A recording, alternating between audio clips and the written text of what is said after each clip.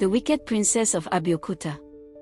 This African folktale tells the story of Princess Eniola, heir to the vibrant kingdom of Abeokuta, who has become a cruel and tyrannical ruler after experiencing a devastating personal tragedy. Her reign is marked by fear and oppression until she encounters Kihind, a kind and courageous orphan boy. Kihind, undeterred by Eniola's cruelty, challenges her and seeks to awaken the compassion that lies buried beneath her hardened exterior. Through his unwavering kindness and the shared stories of the past, Kihind helps Eniola confront her grief and rediscover the compassion she once possessed, ultimately leading to a transformation that brings hope and healing to the kingdom. Princess Eniola, heir to the vibrant kingdom of Abeokuta, cast a long shadow that fell over the land like a chilling mist. Her laughter, once a melodious song, had transformed into a cruel, mocking sound. Her eyes, once sparkling with mischief, now held a chilling darkness. The people whispered of her wickedness, of her penchant for petty cruelties and her disdain for the suffering of others. They spoke of her with fear, their voices hushed as if to avoid attracting her wrath. Eniola, however, remained indifferent. She reveled in their fear, finding a perverse pleasure in the power it granted her. The whispers reached the ears of Kihind, a young orphan boy known for his unwavering kindness and quiet courage. Kihind, unlike the others, refused to succumb to fear. He saw not the wicked princess, but a broken soul trapped within a gilded cage. He yearned to understand the pain that had twisted her into such a cruel being. He knew, deep in his heart, that there was still good within her, a spark of compassion waiting to be ignited. Eniola, bored with the monotonous routine of court life, decided to indulge in a new form of amusement. She would organize a game, a cruel test of endurance for the children of the village. The children, unaware of the princess's sadistic intentions, eagerly participated, eager to please their ruler. Eniola, however, had other plans.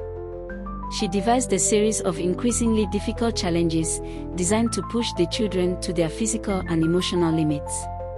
Kihind, watching the children suffer, felt a surge of anger. He couldn't stand idly by while innocent lives were being toyed with. With a determined stride, he approached the princess, his voice steady despite the tremor of indignation within him. "Princess," he began, his gaze unwavering, "this is not a game. These are children, not pawns in your cruel amusement." Eniola, taken aback by the orphan's audacity, sneered. "And who are you to question me, boy?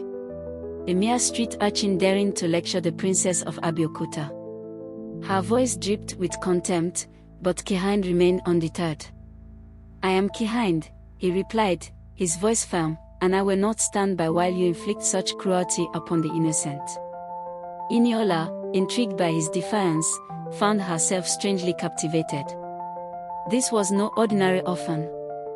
There was a fire in his eyes, a spark of courage that ignited a flicker of recognition within her own desolate heart. Eniola, despite her initial fury, found herself strangely affected by Kihind's words. A seed of doubt, a tiny sliver of uncertainty, had been planted within her. For the first time, she began to question her actions, to examine the echoes of cruelty that reverberated through her own soul. The children, witnessing Kihind's bravery, found the strength to resist, their spirits lifted by his unwavering support. Eniola, watching their defiance, felt a strange pang of guilt, a sensation she had long forgotten. Eniola, unable to bear the weight of her own guilt, lashed out. She ordered Kihind to be punished, his defiance deemed an act of treason.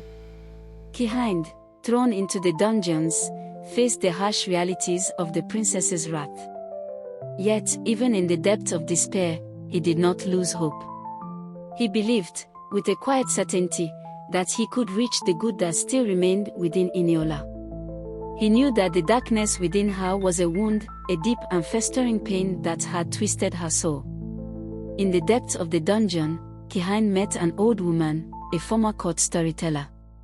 The old woman, sensing the boy's troubled spirit, began to weave tales of the past, stories of a time when Princess Eniola was not the cruel tyrant she had become.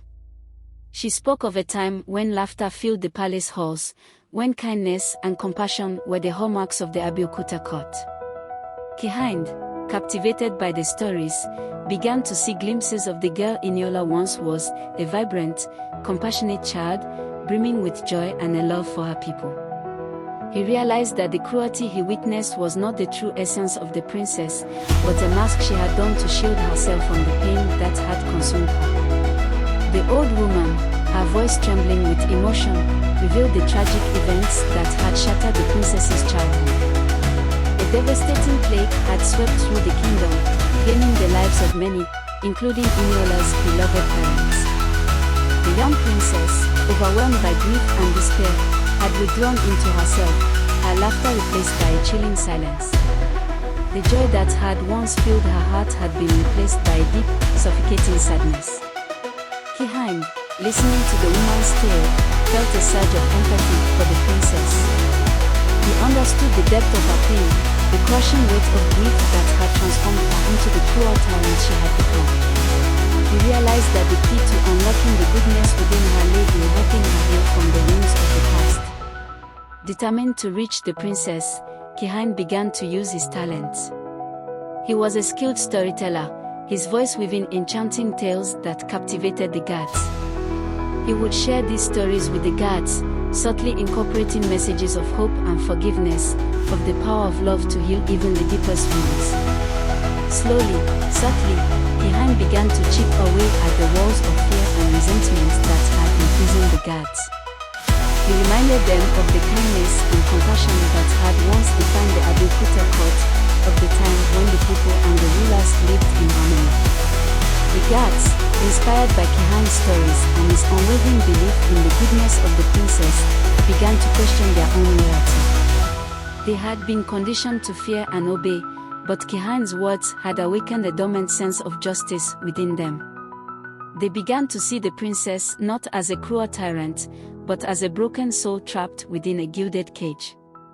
A small seed of rebellion began to grow within the ranks of the gods, a glimmer of hope that the darkness that had enveloped the kingdom could be overcome. Kihind, observing their growing discontent, knew that the time for action was drawing near. Kihind, using his newfound influence over the gods, began to subtly undermine the princess's authority.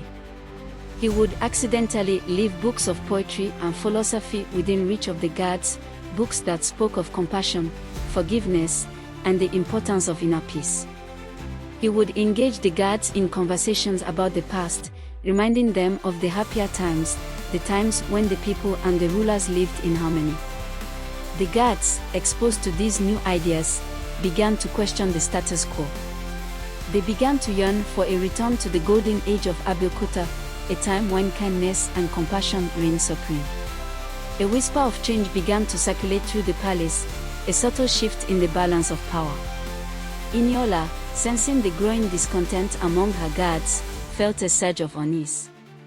The whispers of change reached her ears, fueling her anxiety. She felt a growing sense of isolation, surrounded by a court that seemed to be slipping away from her control. One evening, while strolling through the palace gardens, Eniola encountered Kihind. He was sitting beneath a flowering tree, lost in thought. Eniola, intrigued by his presence, approached him cautiously. "What are you doing here?" she asked, her voice laced with suspicion. Kihind, looking up, met her gaze with a steady gaze. "I came to speak with you, Your Highness," he replied calmly.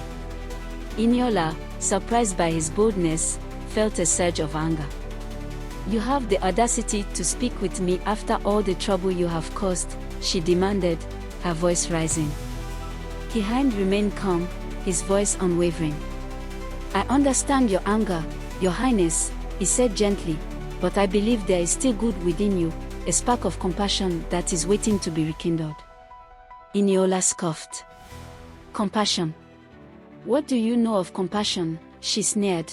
"You are nothing but a rebellious urchin, a thorn in my side." Kihind, refusing to be deterred, continued to speak. He reminded her of the girl she once was, the vibrant, compassionate child who had brought joy to the kingdom.